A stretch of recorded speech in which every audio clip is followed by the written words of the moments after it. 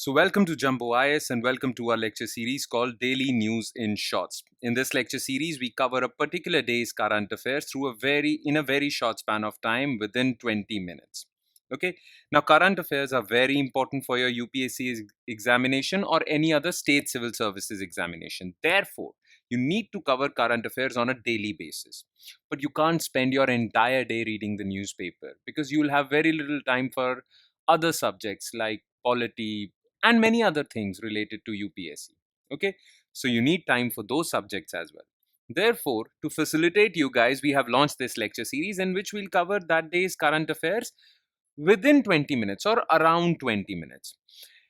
We will save a lot of your time. What you have to do is just watch this lecture in 20-25 minutes and then spend another 20-25 minutes revising this lecture.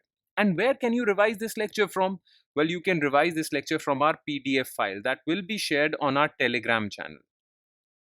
The link to our Telegram channel is provided in the comment section below. So make sure that after this lecture, you download that PDF and revise it. So 20 minutes of watching this lecture and 20-25 minutes of revising this lecture. In 40 to 45 minutes, you would have covered your entire day's current affairs. You would be done away with current affairs. Then you can spend your entire day covering other parts of your syllabus. Okay, so today we'll be covering November 4th, 2024's current affairs, and the important news items that featured in today's newspaper are as following. Okay, so we'll be focusing our attention on these four topics because these are the only four topics that are important from the perspective of civil services examination. Number one is oral rehydration therapy. The person who was responsible for this oral rehydration therapy has recently died. So that is why we'll be focusing on this therapy and how it has saved many lives, especially in South Asia, India, Bangladesh, Nepal, Bhutan. So we'll be talking about this. Then RBI brings back gold.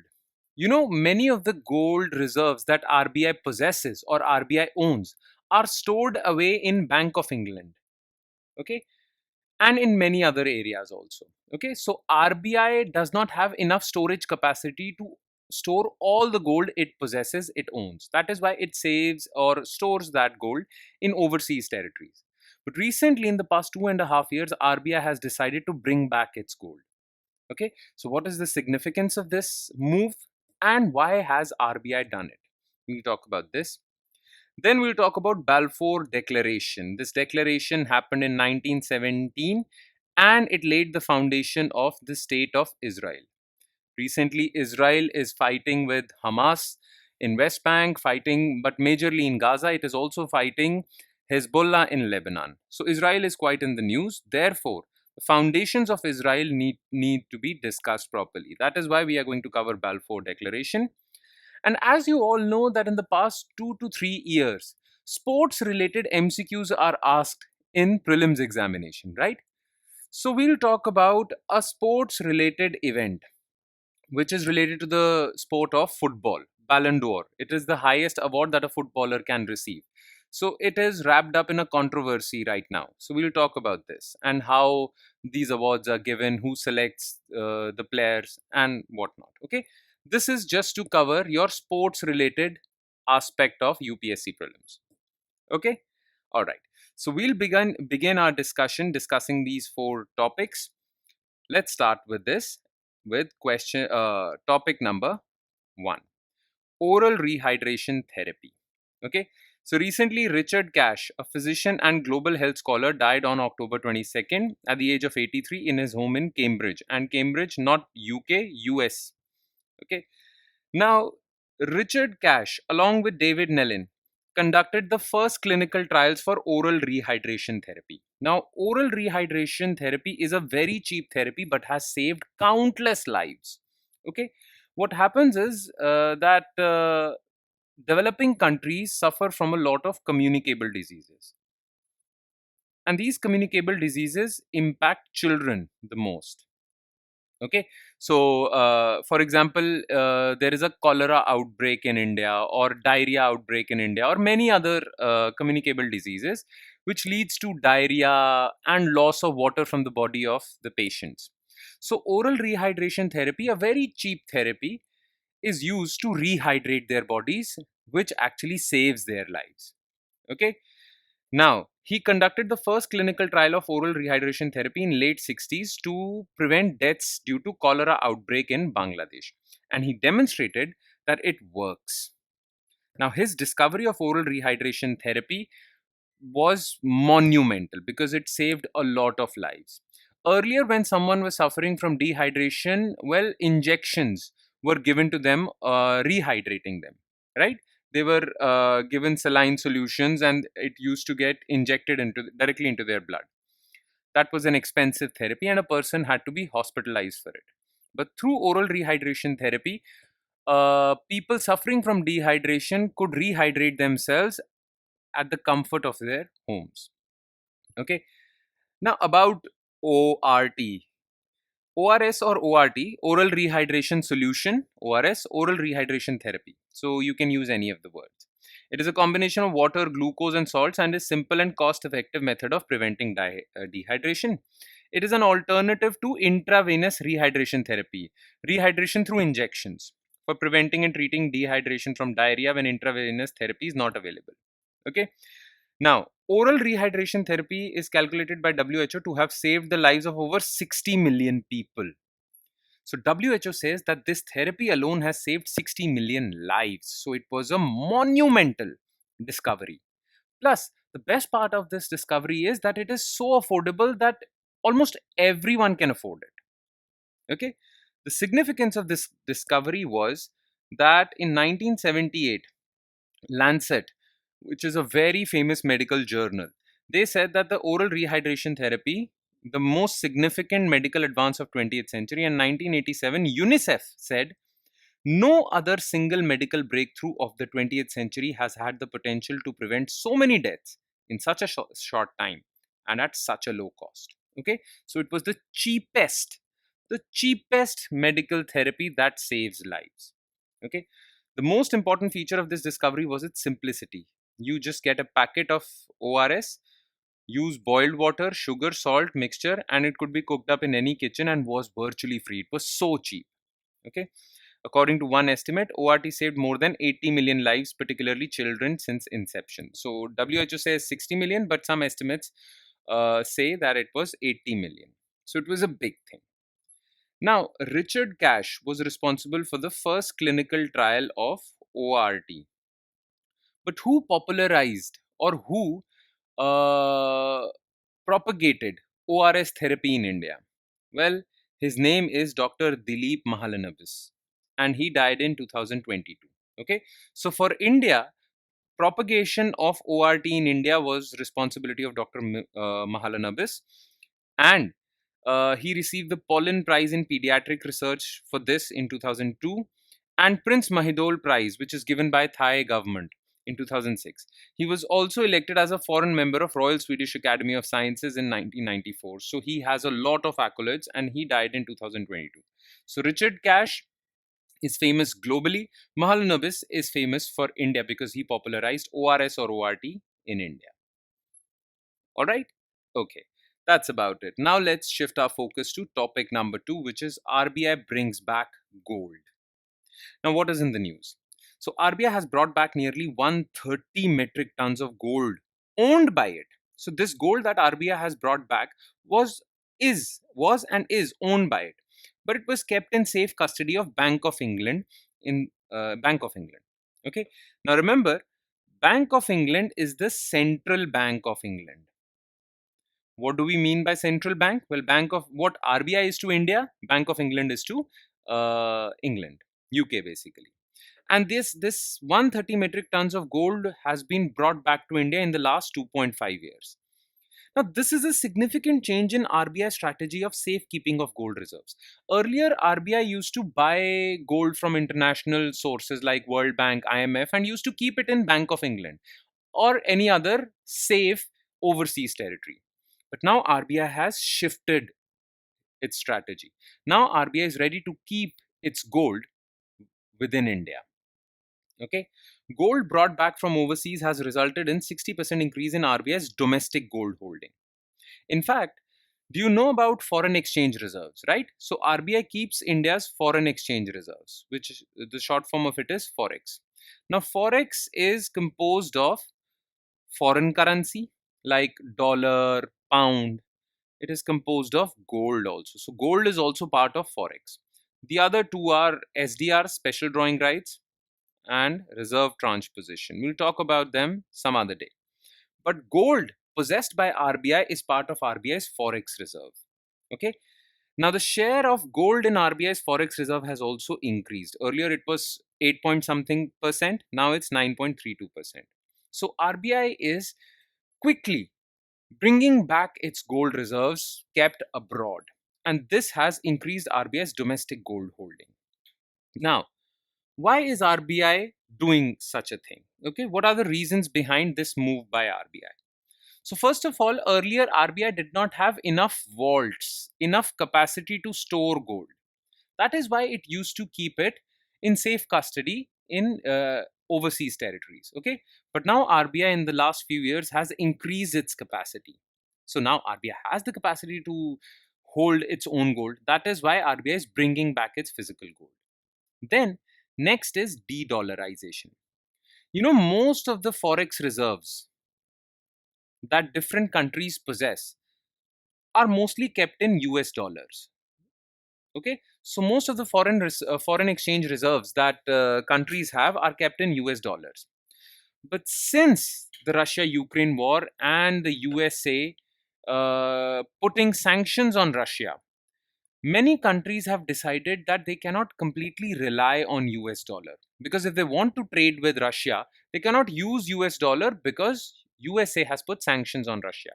Plus, countries are also scared that you never know if USA would turn those sanctions on them also. That is why countries want to reduce their dependence on dollar reserves. Okay, they don't want that their entire forex reserve should be composed of US dollars. That is why they are reducing their dollar reserves and increasing their gold reserves. So this is something that India has also been doing since the Russia Ukraine war for the past 2.5 years. So this, and the other reason is to hedge against inflation, because the gold prices have been rising in the past few months. They have been rising like anything. So it is also a way to earn a little money, okay, and hedge against or protect itself against inflation. Because if you keep your wealth in gold, gold is rising like anything, so you can tackle inflation. Okay, if inflation is going to rise, so are your gold reserves also. So to hedge against inflation. All right. Now, let's talk a bit about Bank of England or its role in keeping gold reserves. So RBI mostly purchases gold from international sources like IMF, World Bank, and keep that gold in safe custody of Bank of England. Now, Bank of England has one of the largest gold vaults. That is why many countries choose to keep their gold with Bank of England. In fact, it is the second largest custodian of gold in the world after New York Federal Reserve. So after New York Federal Reserve, the largest amount of gold reserves are kept with Bank of England. It holds around 4 lakh bars of gold. Almost all the central banks in the world have kept their gold in safe custody of Bank of England. So this is the significance of Bank of England. All right, that's about it. Now let's move on to our third topic of the day, which is Balfour Declaration. Now, Balfour Declaration was a declaration that was released in 1917, and this declaration actually promised English Jews, the English government actually promised English Jews that they would be given a national homeland, or they would be given a country of their own in Palestine. Okay, so Palestine was an Arab territory, but Jews were saying that they do not feel safe in Europe. That is why the English government basically promised English Jews that after winning World War One, because remember, during 1917, World War One was going on. So after winning World War One, they will work towards creating a national homeland for Jews in the territory of Palestine. So the existence of Israel starts from here. Okay, now it is named after Sir Arthur James Balfour, okay, who was a very powerful man in England. He held various powerful political positions, and he was also known for crushing the Irish rebellion, okay, revolt in Ireland. and he suppressed that revolt so brutally that he was nicknamed Bloody Balfour. Okay. Now, Balfour Declaration was made on November the 2nd, 1917. That is why we are discussing it today, because it was signed in November 2nd, which promised British support in establishing a Jewish homeland in Palestine. Now, what was the context when this was being done? Okay. So, the declaration came at a time when Britain, along with its allies, was fighting a tough battle in World War One. Plus, this was also the time when Zionist movement was on the rise. Now, what is Zionism? Okay, it is an international movement originally for the establishment of Jewish national home in Palestine. So basically, Jews all over Europe felt that they are being discriminated against and persecuted for being Jews. That is why they were desiring a separate country for Jews where they can feel safe. And that separate country they desired would be in the territory of Palestine. Okay. Now, Judaism or Jewish faith is a religion, but Zionism is a political movement of Jews. Okay, so Zionism is a political movement of Jews which desiring for a national homeland. Okay, so the Zionist movement was on the rise. In fact, the father of modern Zionism, Theodor Herzl, he wrote a famous pamphlet called Der Judenstaat, which means the Jewish state, in 1896. He also actually desired in this pamphlet a Jewish homeland in the territory of Palestine. And through Balfour Declaration, UK promised precisely that to the Jews of Europe.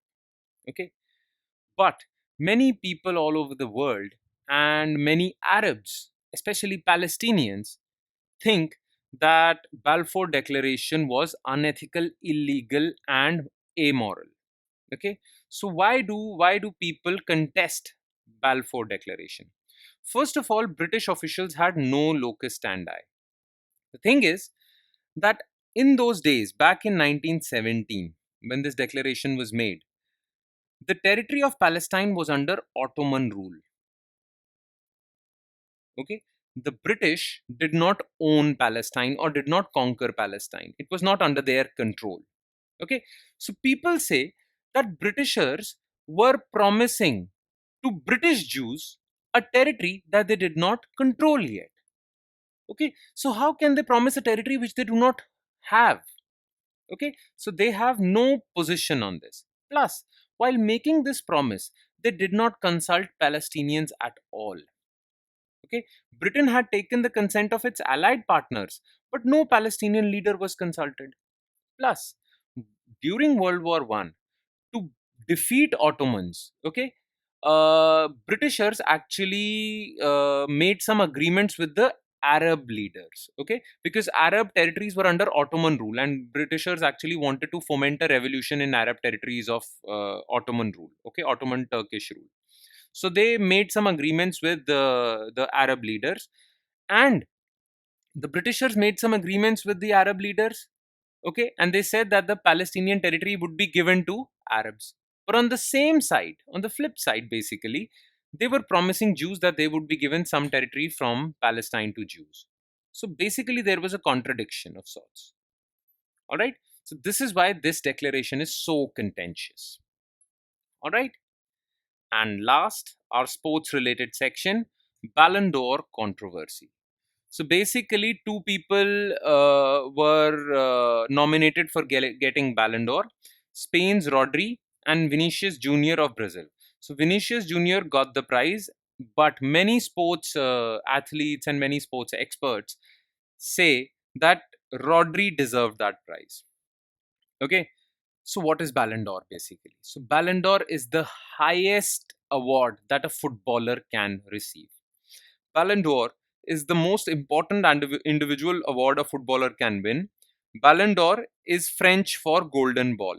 So it was this award was established in 1950s, and the first Ballon d'Or was given in 1956, and since then this award is given to the best footballer of the year on an annual basis. Okay? Now how do we select a winner? How is the winner selected? What's the system? So basically the French have complete control over this. So what happens is the top 100 countries, according to FIFA rankings, journalists are selected from these top 100 countries, and they would vote for the top 10 players of the year in any order of their choosing. Then a top 10 list, final top 10 list, is selected by French journalists. Okay. Basically, journalists of a famous magazine called France Football. It is headquartered in Paris, and they select the final list. So basically, the French journalists have the final say in the matter. Now, this France Football, this basically this journal, this magazine, this sports magazine, has also given a criteria for the selection of the best footballer. Okay, so all these journalists from these top 100 countries have to choose their top 10 based on three parameters. Number one, individual performance in the previous year or previous season. Then the team they were playing for, what sort of successes that team has achieved. So team success. That is why if a person wins the World Cup, then he has a good chance of securing a Ballon d'Or for him. That's how Messi won also. And fair play and player behavior. Okay, so these are the three parameters on which these journalists make a judgment, and they select top 10. And from this top 10, top one, or the top person is selected who receives this award. Okay, Lionel Messi from Argentina has won the most awards. Second is Cristiano Ronaldo of Portugal. All right, so with that we cover the sports related section also. And with that, we also come to an end of this lecture series. Thank you so much for watching, everyone. And I'm sure it has added value to your preparation, though it would add more value if you spare 20 to 25 minutes revising this lecture from the PDF file, which you can download from our Telegram channel. And where can you find our Telegram channel? Well, below this video in the comment section, I have shared a link. Click on that link and it will take you to our Telegram channel. All right. So, on that note, I'll be signing off with the promise of seeing you next time with next day's current affairs. Thank you so much, everyone.